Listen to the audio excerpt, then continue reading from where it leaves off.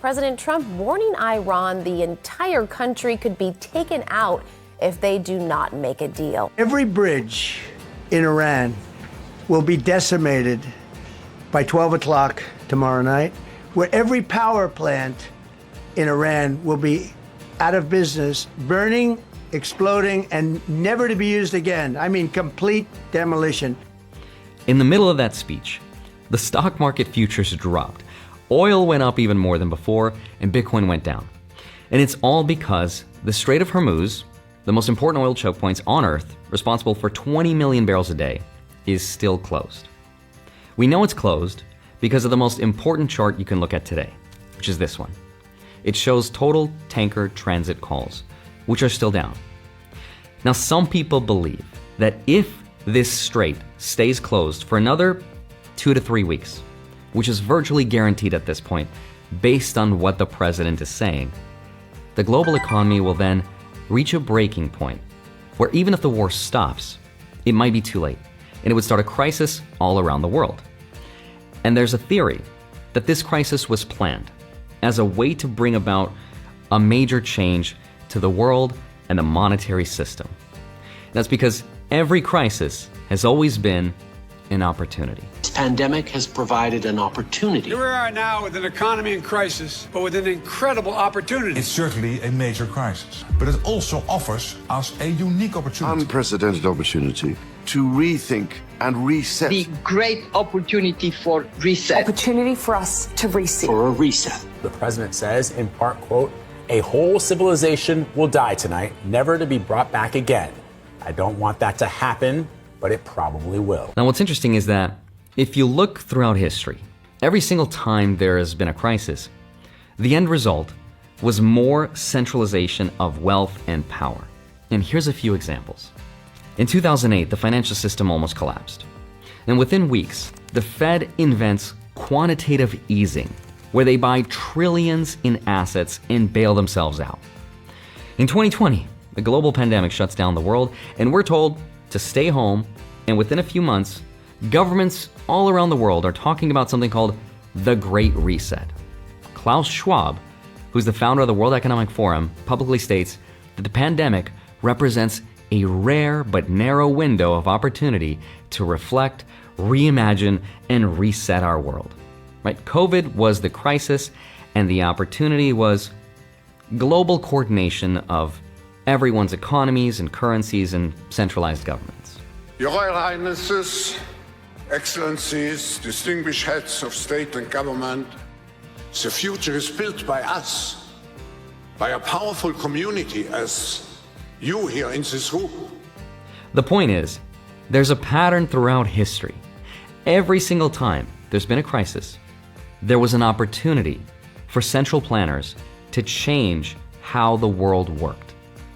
Now, I'm not saying that there's some shadowy room somewhere where there's 12 people that plan all this. I don't think that's how it works, but what I am saying is that when there's a crisis, whether it's real or not, the people that are closest to power, who saw it coming, have always used it as an opportunity to upgrade the system in a way that centralized power.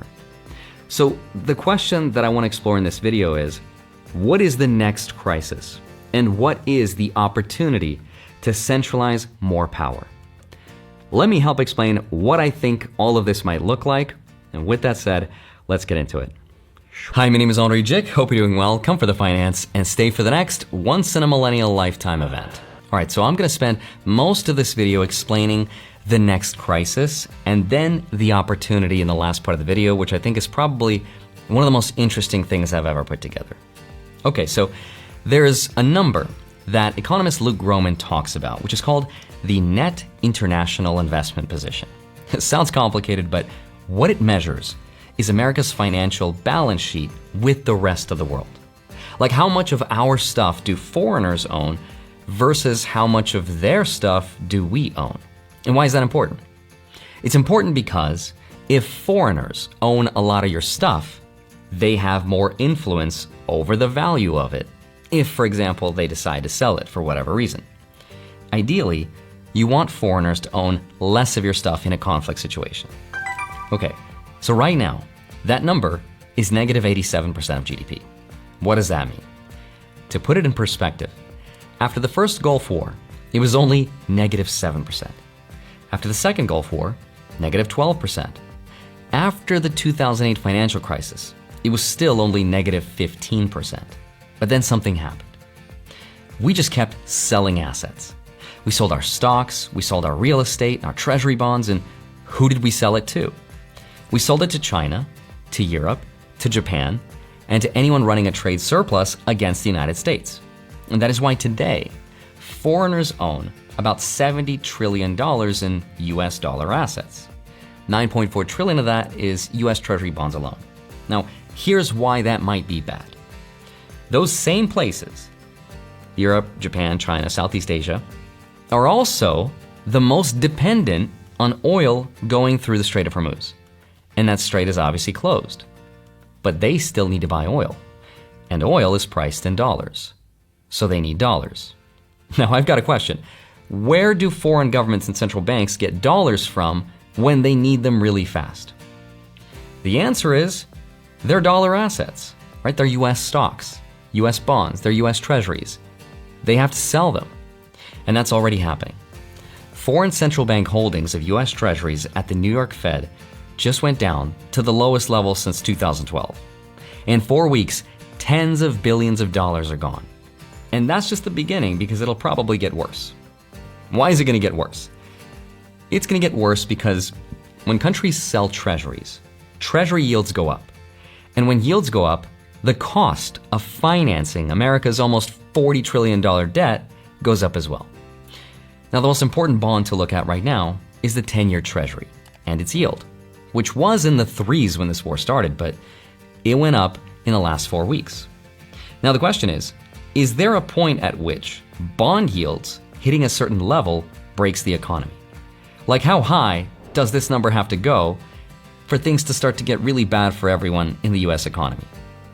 And according to the best research I was able to find, the danger zone is somewhere between 4.6 and 4.8%. And once we get there, we could enter into what they call a debt-death spiral. What does that mean? It means the more expensive it is to borrow, the bigger the deficit. Bigger deficits mean more borrowing. More borrowing means higher rates, and it's a never-ending loop. And at almost $40 trillion in debt, that spiral happens really fast, which is also why Jerome Powell said what he said recently about the debt growth rate in the US being unsustainable and ending badly. And it's not necessarily that this 40 trillion number is too high, it's that it's growing faster and faster and faster. And that's bad because that doesn't just burden our generation, but future generations as well. So the question is, what can the US do about it? And there's 3 possible outcomes, and here's what they are. Outcome number 1, let yields go up, right? Let the market do what it does. Treasury yields go to 5, 6, maybe higher. That crushes the US stock market. Why? Well, because investors would rather take a guaranteed 5 to 6% return in the bond market than risk it in the stock market. And because stocks and tax receipts, aka what the government collects in taxes from us, those move together. And when markets go down, tax revenues go down. So deficits explode, housing gets weaker, consumer spending collapses, banks take losses, and we enter into a recession. And because of that negative 87% net international investment position, this recession triggers a debt-death spiral that sort of takes the rest of the world with us. Not good. Outcome number 2, print money at the same time oil prices are going up. The Fed steps in, it does what it does, quantitative easing, it buys treasuries, it caps yields, and it does what's called yield curve control. It saves the bond market. But you're also putting liquidity into an economy that's experiencing an oil shock, and that causes inflation. Economist Luke Roman thinks that we could see inflation that makes 2021 look mild. Double digits, maybe worse. Outcome number 3, walk away from Iran. Just announce, okay, we won, we're leaving now, right? We did it. Which might sound like a good option, except here's what's going to happen if the US picks option 3. The rest of the world watches America start a war. It watches the US fail to reopen this major shipping lane. And the world watches as the US retreats. Okay, why is that bad? It's bad because if the US picks option 3, the world then realizes that the US is not as powerful as it used to be, and it doesn't have the influence to restore order. The policeman of the world sort of lost his gun, right? So the media will then start putting out headlines that read, "Is Iran the US Suez Canal moment?" But pay attention to some variation of that headline. If you're not sure what it means, this comes from Luke Groman. It means it is the end of the US empire.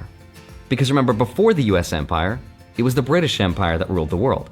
But Britain lost that status because of its Suez Canal moment in 1956, and it never recovered its global dominance.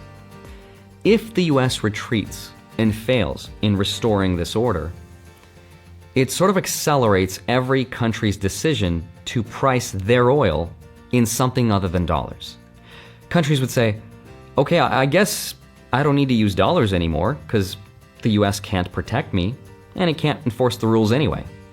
I'm going to trade with other countries in whatever currency I can find, right? Which also means a weaker dollar, which is also inflationary. So every outcome sort of leads to inflation and a weaker dollar. Now the question is, of all these three options, which one is the US going to pick? And based on everything we know so far, the option that the US will most likely pick is going to be option number 2. They print into rising oil prices. And the Fed's balance sheet, which is right here, which was $9 trillion at its peak and has been shrinking, starts going back up into a crisis. So money printer go burr again, if you remember that from 2020. The technical term for money printer go burr is of course quantitative easing, or QE. That is the option the US will most likely pick. But there's a very big catch because there's different types of QE. One of them does not affect your investment portfolio, and the other one does. Let me explain which QE I think the US will pick. There's type 1 QE, which is what the Fed did in 2008. That's when they bailed out the banks. It's considered non-inflationary. It did not trigger a spike in asset prices. The rich did not get richer. Well, technically, yes, the bankers that got bailed out got richer, but the market assets did not inflate. Why? Because remember, the financial system was collapsing, right? Banks were sitting on mountains of toxic, worthless mortgage assets. The Fed stepped in and bought those bad assets directly from the banks. That cleaned up their balance sheets, right? At face value, there was no new money that entered the broader economy. The central Papa Bank was like, hey, it's okay guys, we'll forgive you for all those bad loans you gave out. Don't even worry about it, right? It's essentially a cleanup, and it happens completely within the banking system without the money flowing into the real world. That's also why 2008's QE didn't cause significant consumer price inflation. Right? That's type 1 QE, aka money printing. Type 2 QE is what happened in 2020. And this one is completely different. Instead of buying assets directly from the banks and then just forgiving them, the Fed bought assets from non-banks and corporations and pension funds and regular institutions. And when that happens, those sellers deposit the money into their bank accounts. So banks are now forced to create new deposits. New money floods into the broader economy and people have more buying power. But the supply of stuff in the world didn't change. So then what happened? Prices went up. Not right away, there was a lag of about 12 to 18 months. The Fed did huge type 2 QE money printing in March 2020, and then 18 months later, inflation hit 9%. The original economists who created this term QE actually warned this inflation would happen, but nobody listened. Instead, the media told us this. These were the headlines. Here's why economists don't expect trillions of dollars in economic stimulus to create inflation. They were all wrong. In 2020, BlackRock presented this exact Type 2 QE at something called the Jackson Hole Conference. They essentially told the Fed what the plan was, and then 6 months later, BlackRock went ahead and did it. Now, how all of this is related to what I'm talking about is that option number 2 is the option that the US will have to pick, printing money into the oil spike. the inflation that might happen after that could be a lot higher than 9%, 12 to 18 months after that QE. That would make this graph much, much worse, right? This is where economic growth slows down and inflation goes up. That is called stagflation, and it's very, very bad. Okay, so that is the setup. That's the world as I see it. And the next important question of this video is, well, what is the next phase? What comes after this? What is the opportunity to centralize power? And here's the best theory that I've come across. In order to understand it, you have to put yourself in the mindset of these central planners, the people who influence the world's policies. Here's the core problem that they have. The first major problem is AI and automation. Once AI is allowed to be unleashed into the economy, it's going to displace a lot of jobs. It's going to be painful because not everyone will be able to adapt. But let's say they do. Let's say, optimistically speaking, AI becomes so productive that we find ourselves in a perfect utopian world of abundance where no one needs to work. What's going to happen then? I think inevitably, we're going to need some sort of universal basic income. If that happens, though, that's going to give society way too much free time, and people will start waking up. They'll start organizing. The political process becomes a real thing again. And that's not good if you're a central planner, because you want to be in control of that system, and you want people to be reliant on it. And you want people to be too busy thinking about how to pay their bills, right? That's problem number one, and it needs to be solved. Problem number two, though, is the US has almost $40 trillion in debt. It's growing faster than the economy, and now with yields going up, the cost of that debt is growing faster and faster. So how do you solve that problem? The way to solve it is that you find someone else to hold the debt for you. You distribute it to the entire world, but instead of distributing it through inflation, right? Because that only works as long as you're able to export it, as long as other countries want your assets. But what if they don't, right? And what if the next distribution phase is not the institutions? What if it's through people, right? What if the best way to distribute this debt is already in everybody's pocket? So here's what I think the next phase of this new monetary system is going to look like. In a nutshell, what I think will happen is the US debt gets privatized and uploaded to the world. Right? Every major corporation will become a bank, every major app will become a wallet, and every person on earth with a smartphone will become an unknowing creditor to the United States government. They will solve the debt problem and the AI problem at the same time with a digital currency system that funds the government, controls the UBI payments that feeds the people that lost their jobs to AI in the first place, and it gives the central planners a button that they can turn on or off for every single person's financial life. Okay, hold on. That sounds crazy, right? What does that even look like? All right, so imagine Tesla announces a digital wallet.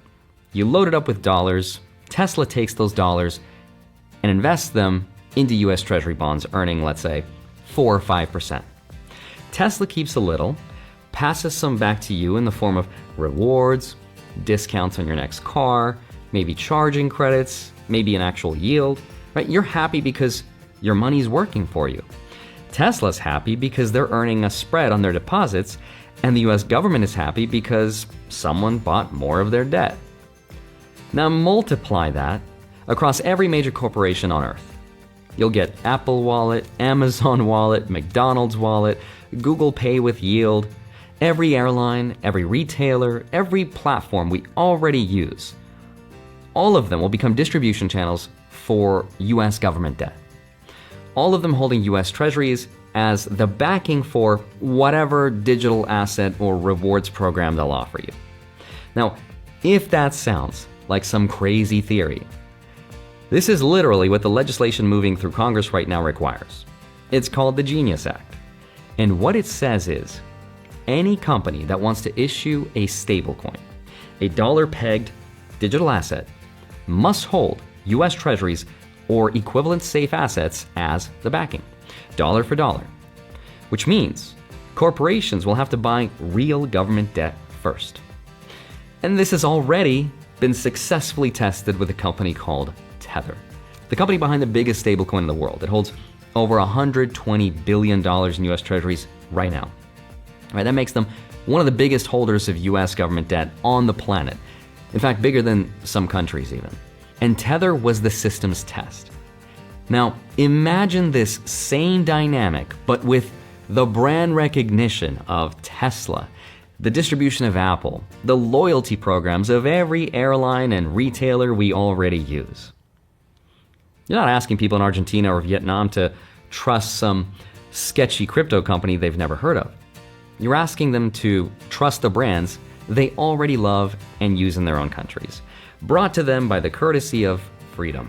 And in exchange for that trust, they'll get yields, they'll get discounts, they'll get utility, they'll get to protect their savings and purchasing powers from their corrupt dictators and governments, right? Now, behind the scenes, they become creditors to the United States government. That is how you offload trillions and trillions of dollars in debt globally. All you need is CBDCs, legislation, and 8 billion smartphones. Now, unfortunately, this system, as convenient and generous as it sounds, is also going to be the most sophisticated financial control grid that will ever be built. And the reason I say that is because it's also already been tested. Tether has already frozen wallets. It's happened dozens of times. It has sanctioned addresses, it's flagged accounts, it's regulatory requests. All it takes is a line of code, and they can turn your money off. Now, you'll still own your money, technically. It just might not work on Tuesdays, or in certain stores to buy certain things, or if you said something the algorithm didn't like, or you didn't get vaccinated, or if you bought too much meat that week, and meat is energy intensive and we need to conserve energy, right? And that's just Tether.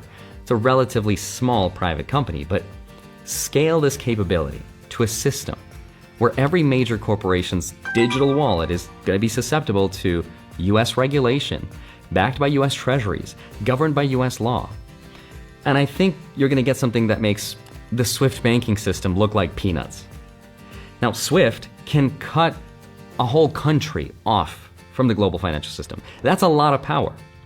But this new system will be able to target anyone, no matter where they live, even if that country and its laws prohibit this system.